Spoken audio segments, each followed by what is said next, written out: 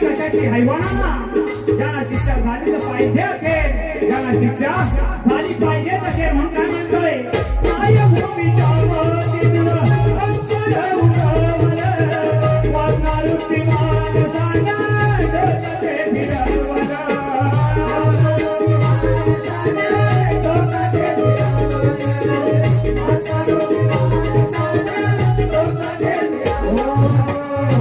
मानसाची वेळ वाटून